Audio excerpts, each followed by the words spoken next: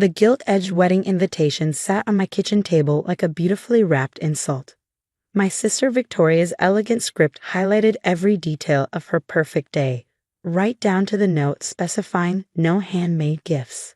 It had been 5 years since Dad disappeared, leaving only a letter saying he had to protect his legacy. Victoria had written him off as a failed businessman who abandoned us. I knew better. "Are you really going?" my best friend Amy asked, examining the invitation. After everything Victoria did. By everything, she meant Victoria stealing my college fund, claiming Dad had given it to her before he vanished. She meant Victoria spreading rumors that I was adopted because I looked nothing like our family's superior genes. She meant 5 years of social media posts mocking my poor life choices of becoming a kindergarten teacher instead of joining her in the corporate world. "I have to go," I said quietly, wrapping the gift I'd spent 6 months making. A hand-carved wooden jewelry box with a hidden compartment. "He's watching." Amy raised an eyebrow. "Your dad?" "Emma, he's been gone for 5 years." If only she knew. The careful instructions he'd left, the cryptic messages delivered through his old lawyer, the tasks he'd set for both his daughters while he worked in secret to protect everything he'd built. Victoria's wedding to James Wellington Aya was the social event of the season. Old money marrying new ambition. At least that's how the society pages painted it. What they didn't report was how James's company, Wellington Technologies, had been quietly buying up shares of Dad's old company through shell corporations. The wedding day arrived bright and perfect, just like Victoria. I walked into the Plaza Hotel's grand ballroom, my simple blue dress a stark contrast to the designer gowns surrounding me. "Emma," Victoria's voice dripped fake sweetness. "You actually came. And, oh, you brought a gift." She held my carefully wrapped present like it might contaminate her designer wedding dress. "It's a jewelry box," I started to explain. "I carved it myself." "Of course you did," she cut me off. "Because you can't afford a real gift. Just like you can't afford a proper dress for my wedding." She dropped the box onto a nearby table, not even bothering to open it. "Victoria." I tried again. "You need to know something about Dad." "Don't," she snapped, her mask slipping. "Don't you dare mention that coward today. He abandoned us, Emma. Left us with nothing but debt and broken promises. Well, look at me now, marrying into real wealth, real power. What do you have? A teaching job and handmade crafts." That's when James appeared, his corporate smile not quite reaching his eyes. "Darling, it's time. The shareholders are waiting." "Shareholders?" I asked innocently, though I knew exactly what was happening. "Wellington Technologies is announcing a major acquisition today," Victoria preened. "James's company is finally taking over that worthless tech firm Dad lost. Poetic justice, don't you think?" As they walked away, my phone buzzed with a message from Dad's lawyer. "It's time. The real shareholders are here." I touched the simple pendant around my neck, the key to everything Dad had planned.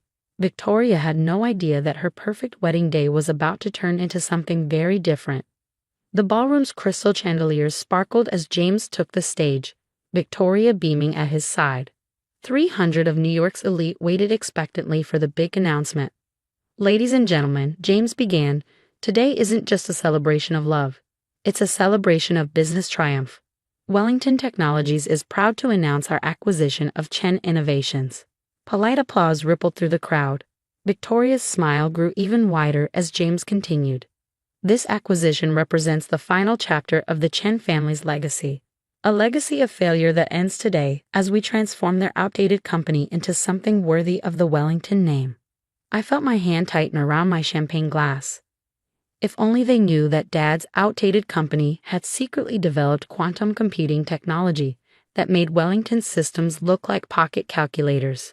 And now James raised his glass, a toast to my beautiful bride, who helped make this acquisition possible by providing inside information about her father's company. The crowd chuckled appreciatively. Victoria practically glowed with pride at publicly admitting her betrayal of Dad's trust. That's when the ballroom doors swung open. Mr. Patterson, Dad's elderly lawyer, walked in flanked by a team of serious-looking executives. In his hands was my wooden jewelry box, the wedding gift Victoria had discarded. "I apologize for interrupting," he said, his voice carrying across the suddenly silent room. But I believe there's been a mistake about who's acquiring whom. Victoria's smile froze. What are you talking about? The key, Miss Emma, Mr. Patterson said to me. It's time. With trembling fingers, I removed my necklace and approached the wooden box. The pendant fit perfectly into a hidden lock I'd carved into the bottom. Inside wasn't jewelry. Instead, there were documents, ownership certificates, patents, and most importantly, proof that Victoria had been selling company secrets to Wellington Technologies. What is this? James demanded, stepping down from the stage. Evidence, Mr. Patterson replied calmly, of corporate espionage, insider trading, and attempted theft of proprietary technology, all documented in Miss Emma's handmade gift, which neither of you bothered to examine carefully. Victoria laughed nervously. This is ridiculous. Emma's just a teacher. She doesn't know anything about business. Doesn't she? Mr. Patterson raised an eyebrow. Then perhaps you'd like to explain these? He began displaying documents on the ballroom's giant screens.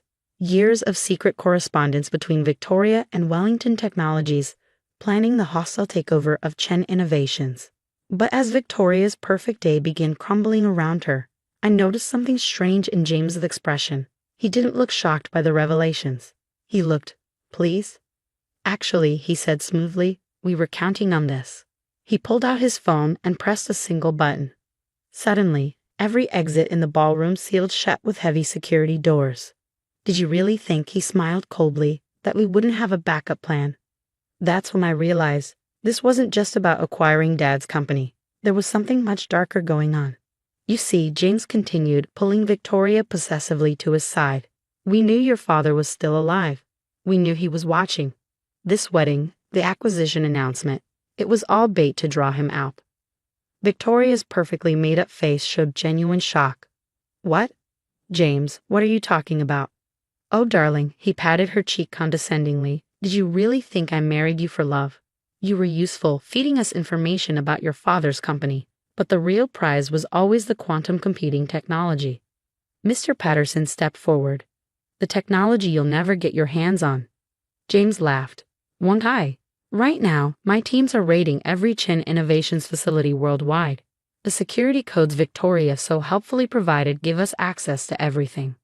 Those codes expired years ago, I said quietly. What? The codes Victoria sold you. Dad changed them the day he disappeared.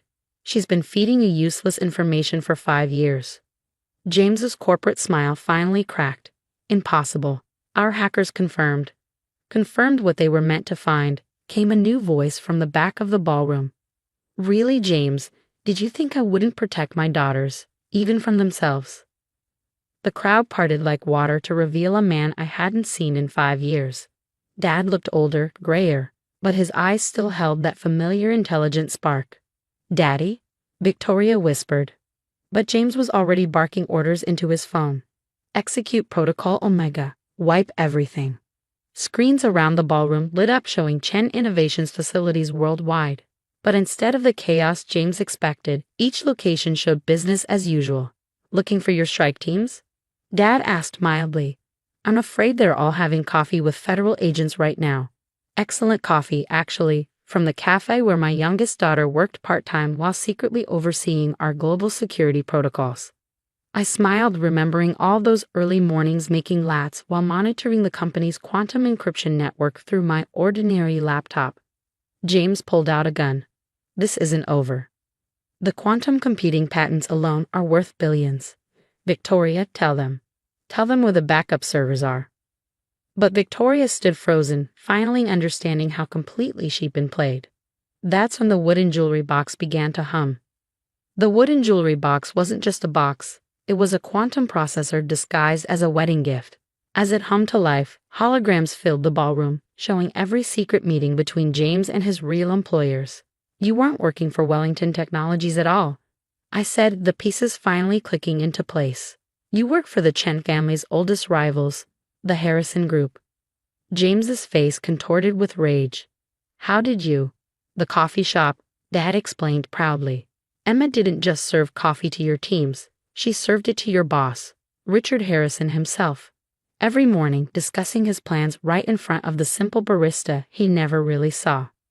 Victoria sank into a nearby chair, her wedding dress pulling around her. All this time, you were just using me. Of course he was, I said gently, just like the Harrison Group used Dad's former partner 20 years ago. That's why Dad disappeared. To protect us from what happened to Uncle Robert's family. Uncle Robert? Victoria's voice trembled. You said he died in an accident. An accident arranged by the Harrison Group when he refused to steal Dad's research. I finished. That's why Dad left. Not because he failed, but because he was protecting us while he gathered evidence. James raised his gun higher.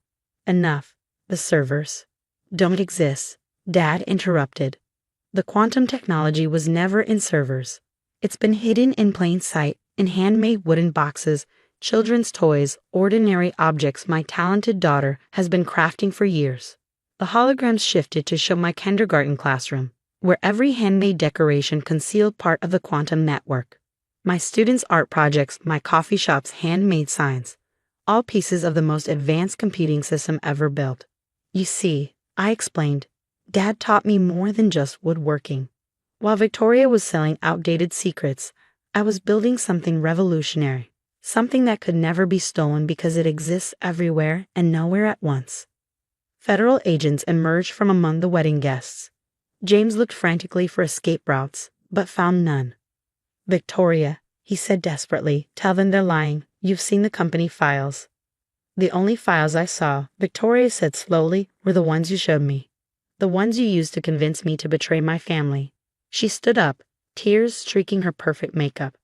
I thought I was proving I was smarter than Emma, but I was just being a fool. As agents moved to arrest James, Dad approached Victoria. I'm sorry I had to disappear, but I needed to know which daughter would choose truth over power, love over money. The real company, I added softly, was never about technology. It was about Dad's legacy, teaching us that true value isn't in what you own, but in what you create and protect. 1 year later, Chen Innovations emerged from the shadows, revolutionizing quantum computing. Victoria serves as our charitable foundation's director, using her social skills to help others instead of harming them. James and the Harrison Group faced justice for decades of corporate terrorism. The wooden jewelry box sits in our company museum, next to a simple coffee cup and a kindergarten art project, reminders that sometimes the most powerful things come in the simplest packages. And every morning, I still make coffee for our employees. Now in our own building's cafe. Because as Dad always says, the best way to protect something valuable is to love it enough to serve it. Victoria and I are finally real sisters, our bond stronger for having been tested. She still attends society events, but now she proudly shows off my handmade gifts, each one possibly containing revolutionary technology or maybe just love. Nobody knows for sure, and that's exactly how we like it.